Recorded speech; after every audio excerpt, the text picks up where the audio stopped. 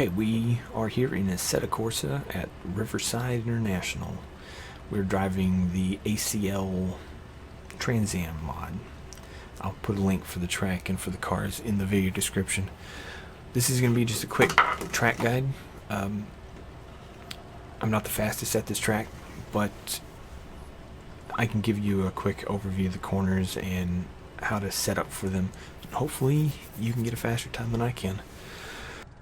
So, like I said, I'll bring up a picture of this. This is RiverSide International. We're actually running the short version, and our car is, let's see if I can select the whiteboard. There it is. The car is parked right here, and one lap, the start finish is through here. So we're gonna come through, and the short version does all of this, and it turns to the right and does the S through here and comes up that way. That's the short track version.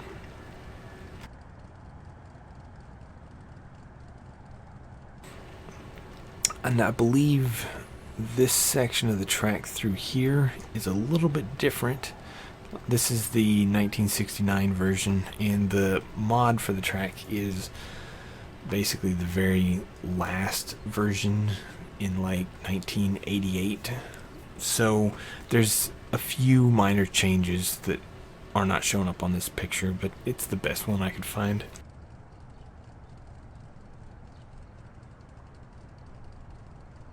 So let's get started.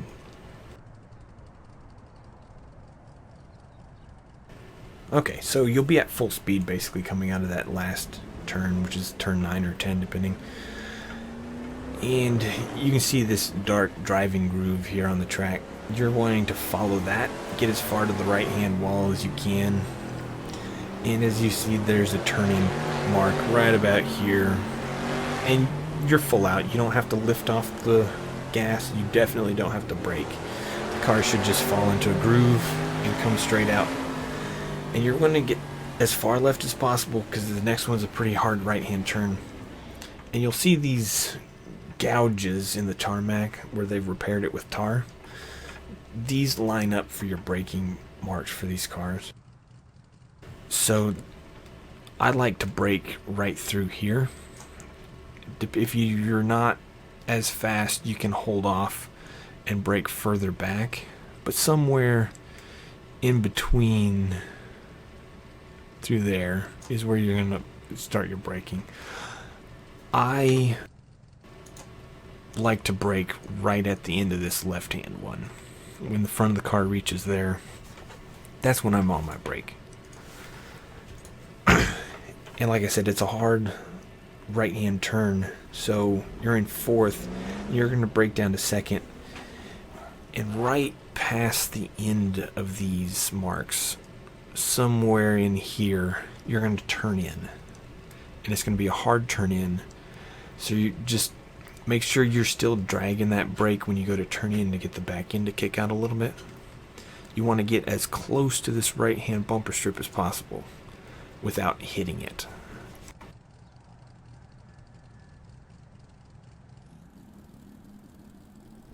I guess you can hit it, but these bumper strips, they don't extend. Like if you look back here at this bumper strip, you'll notice that the bumper strip doesn't extend all the way past the turns. So if you're going to clip this, you're going to get a tire into that dirt, and it's going to scuff up your treads, and it's going to affect you coming down this next set of turns. So generally, try to stay off the bumper strips on this track. It's just not worth the hassle of getting a tire that doesn't have enough grip. Okay, so you've turned in, you're in third gear. From here all the way back to the big turn at turn 6 or 7, you can be full on the gas. You may lift a little bit just to keep the car from sliding out too far, but you definitely should not be hitting any brakes. If you hit this first corner fast and you hit it properly, you should be lining up these apexes. And you'll, even from right here, you can see these 3 apexes. There's 1, There's two, and then the third one's going to be right here. So if the easier you get this straight line lined up with those apexes, the faster you can go through this. It's almost like it's a straight where you can be full tilt. There's no passing here. If somebody passes you here, you've messed up. If somebody in front of you is slow enough that you can pass them, don't. You're just asking to be wrecked out if you try to pass here. Now, it might even be better to line these two apexes up so you can get further to the left-hand side over here, which I'll show you why that's important in just a little bit. Because by the time you get all the way down here, you're going a pretty clip, and this third apex right here is almost as big of a turn in as the one that's right behind us. So we'll advance over there and I'll show you how it looks. So like I said, you're basically in a straight line. You're clipping this apex, you're clipping the left-hand apex, and then stay as far to the left as possible. Because as you can see, as we approach this turn, it's starting to look pretty sharp. Now again, you've got this set of additional tar where they've repaired the track, and then you've got these sets of tar where they've repaired the tracks. Somewhere between here and here is your turn-in point. Not your break point, but your turn-in point.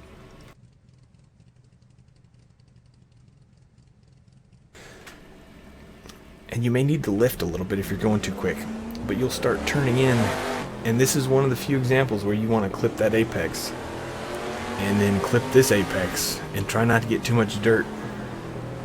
But you're still full tilt, and then right as you approach here, you need to start thinking about braking. This rumble strip right through here is basically where I start my braking. And I'm going to brake in a straight line right through here and then lift. And by the time I get down to this section right here, I'm in high second gear maybe. And then you turn in through here, and then you've got another straight section that you can break down to first. You need to be in first gear by the time you get to this mark through here. And then all through this turn up through here, you're in first. And I'll bring up the track guide to show you where we are. Now we are sitting, the car is sitting, the car is sitting right through here. And we're looking towards turn 6. So our brake zone, our first brake zone that I showed you was here.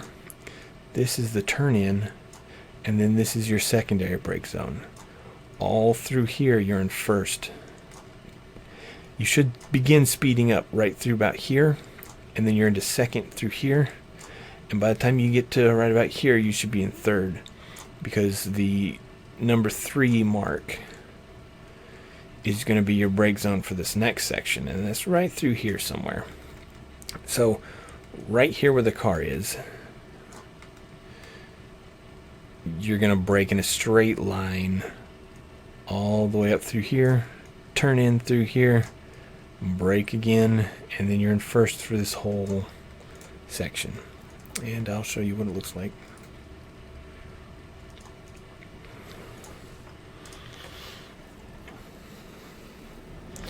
So again, you're braking in a straight line from there to the end of these orange cones. You're braking, and then you'll let off, turn in, and then brake all the way down to first.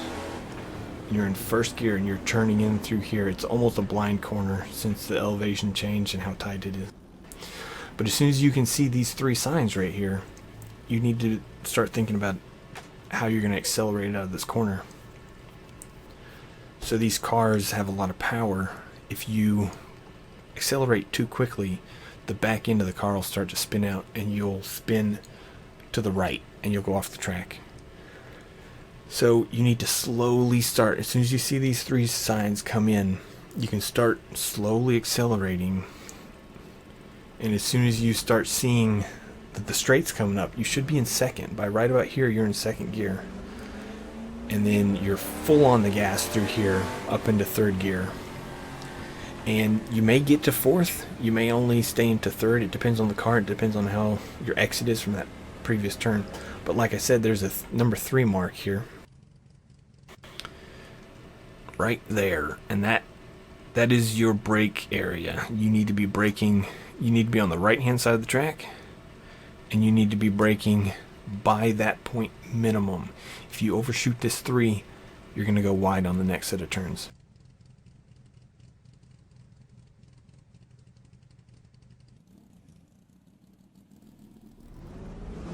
So you're in third or fourth, and you're braking down to first, all the way down to first. By the time you crest this hill, you should be in first gear, and you should be setting up to stay on the left-hand side, hugging the inside of this turn. And it opens up into a little S where you'll go straight, and you will hug the inside of this turn. And just like the previous turn, as soon as you start seeing that rail on the outside, you need to start thinking about speeding up. In an ideal situation, you're in second by right here, and then you're in maybe third by right here, and then it's straight, full on the gas. This is the back straight, so you'll want to get all the way to the right hand side.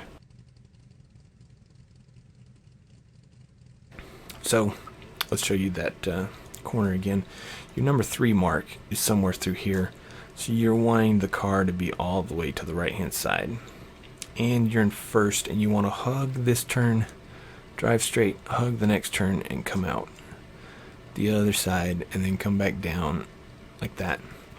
And the reason that you want to do this is if you come in too fast, like let's say you brake right here and you're going too quick, you're going to push out up to here, and by the time you turn in, the car is aimed this direction, and you're going to push out again.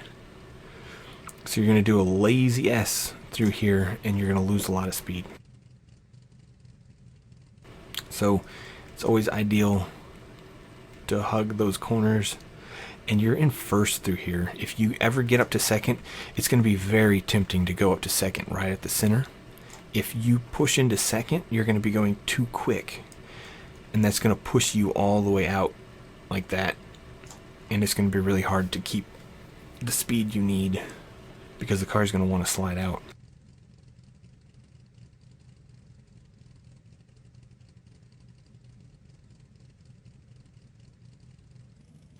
Okay, so you're back up into second or third, into fourth, full speed for this next set of corners, or this next corner. Come under the sign, and again, stay all the way to the right. You'll see the black driving groove through here where all the cars are running. Just turn in and follow that. You don't have to let off for this turn. It's full speed. But this next turn you will need to brake for.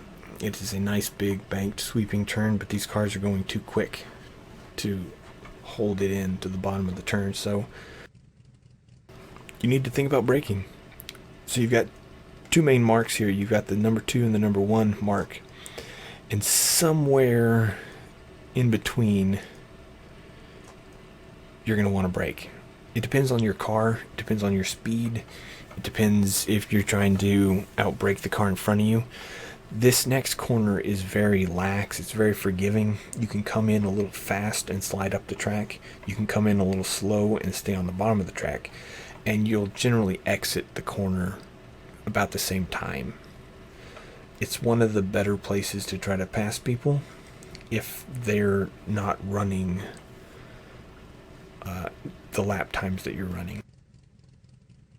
For the car that I'm in, I generally brake maybe halfway. You'll notice there's a darker set of smudges on the track. Right before I get to those dark smudges is where I would normally start braking with this car.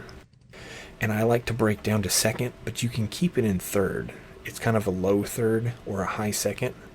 So if you dump it into second, you're going to have to shift back up pretty quickly. If you keep it into third, you may not have the grip that you need to get the car pointed where you want it to. But it just depends. It depends on the car. It depends on how you're driving and where you want to be. Which again, it'll be easier to see when we're driving this at speed. So right about here, I brake down to second. And this is probably the most interesting corner in the track.